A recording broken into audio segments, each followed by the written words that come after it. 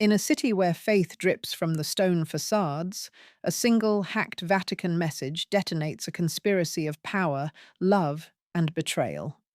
Beat. Welcome to Seville, where every bell toll hides a secret. 1. A hacked prayer, inciting the Vatican. The novel opens with an irresistible mystery, a computer intrusion into the Vatican's secure network. Beat. The message, seemingly from an ancient Seville church on the brink of demolition, pleads with the Holy See, "Save me." Emphasis: unholy code tangles with sacred intent, and Father Lorenzo Quart, the priest detective of the church's secret affairs, is dispatched to investigate. Beat. In Quart, we find a soldier of the Curia, sleek, loyal, schooled in Jesuit logic. Yet his designer cassock cannot shield him from Andalusian heat, nor from the voluptuous undercurrents of a city intoxicated by Holy Week. Beat. Arriving in Seville, Quart meets the first triad of forces resisting the church's closure. The witty old priest, Father Pharaoh, who fingers rosary beads with one hand and political leverage with the other. The local aristocracy, crumbling yet proud, who see the church, Our Lady of the Tears, as their last bastion of identity, and the real estate consortium stalking the property like grave robbers. Beat. As Quart questions hackers, bishops, and lobbyists, Perez-Reverte paints Seville with cinematic precision. Jasmine in courtyards, blood-red Nazareno robes, and processions that feel half theatre, half atonement. Faith here is tactile, brushed onto skin during Semana Santa. Beat.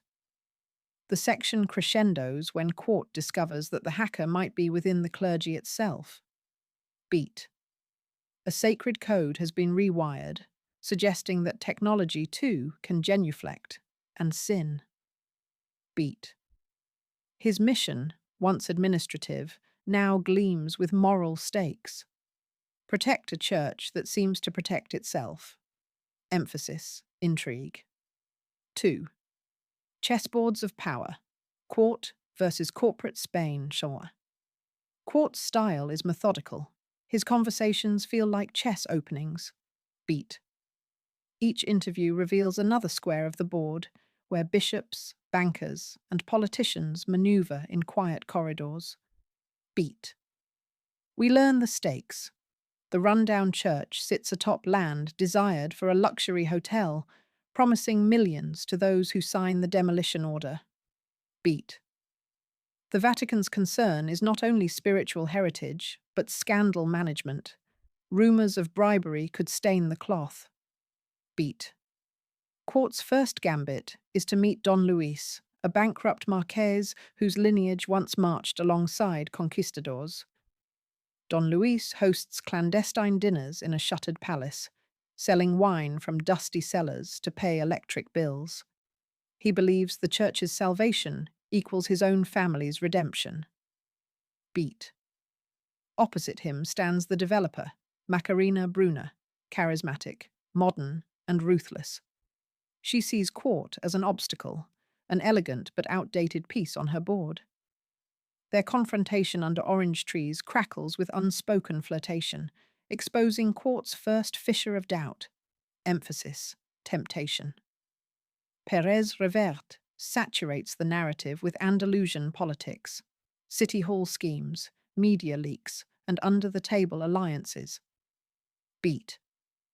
The pace quickens as Quart receives anonymous threats typed on devotional cards. A sacristan turns up dead, staged like an accidental fall. Beat. The priest realizes the game is deadly. Every confession he hears may be rehearsed, every relic a Judas kiss. Beat. Yet he persists, invoking the Ignatian mantra: find God in all things, even corporate ledgers. Emphasis: duality. 3. Seduction and doubt. Alejandra's song. Enter Alejandra Vasquez, the Marques's daughter and the story's luminous heart. Beat. She plays classical guitar in candlelit cloisters, her music coaxing memories from cracked walls. Quart, sworn to celibacy, feels the strings grip his soul. Beat. Alejandra embodies Seville's contradiction. Devout yet rebellious, broke yet regal, mourning the city's past while flirting with its future. Beat. Her plan is simple. Rally neighbours, stage cultural events, ignite public sentiment to preserve the church. Quart is torn. He respects her zeal, yet knows Rome might silence both cause and crusader. Beat. Their dialogues shimmer with sensual tension. Perez-Reverte positions Alejandra as Eve in an ecclesiastical Eden. Each soft strum on her guitar is a forbidden apple. Beat. Quart's disciplined mind begins to wander. What if faith includes the eros of human connection? Beat. A critical turning point arrives during a night procession. Drums throb, candles wave like fragile halos, and Quart, lost in the crowd, finds Alejandra's hand. One electric moment collapses the distance between vow and desire. Emphasis, transgression. But danger stalks beauty. A second death, Father Ferro's brutal end, casts suspicion on all.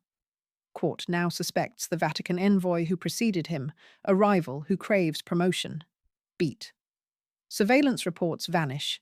Donations are rerouted offshore. Beat. Alejandra confronts Quart. Will he fight beside her or retreat to bureaucratic safety? His silence is answer enough. She walks away, tears mixing with candle wax on cobblestones. Beat. Doubt becomes Quart's heaviest vestment. Emphasis, crisis. 4. Revelation in the belfry. Choosing a faith with bodies piling and deadlines looming, Quart climbs the sealed belfry of Our Lady of the Tears, seeking files rumoured to expose the corruption. Beat. In dusty rafters, he finds ledgers proving collusion between the real estate syndicate and high-ranking clergy. A single signature from Rome could crush the scandal, or bury it forever. Beat. As church bells shiver overhead, Quart deciphers the final hack. It was orchestrated by Alejandra, guided by Father Ferro, to force Vatican attention. Their digital plea was a cry of desperation, not malice. Beat. Quart's world tilts. The supposed culprits were the truest believers. Emphasis, reversal. Outside, police sirens mingle with flamenco from a nearby tavern, a reminder that Seville's soundtrack marries agony and joy. Beat. Quart must choose, send the evidence to Rome, risking an earthquake in ecclesiastical politics, or suppress it, letting the church be sold for 30 million contemporary pieces of silver. Beat. He listens to the bells, and to his own fractured conscience. Beat. In a gesture both defiant and devout, Quart leaks the documents to an investigative journalist, then resigns his post. Beat. Rome is outraged. Seville erupts. Alejandra, learning the news, plays a haunting solia that drifts like incense through narrow streets. Beat. The demolition is halted, yet Perez-Reverte refuses tidy endings. Corruption recoils, but survives. Quart, stripped of title, boards a train, uncertain of destination.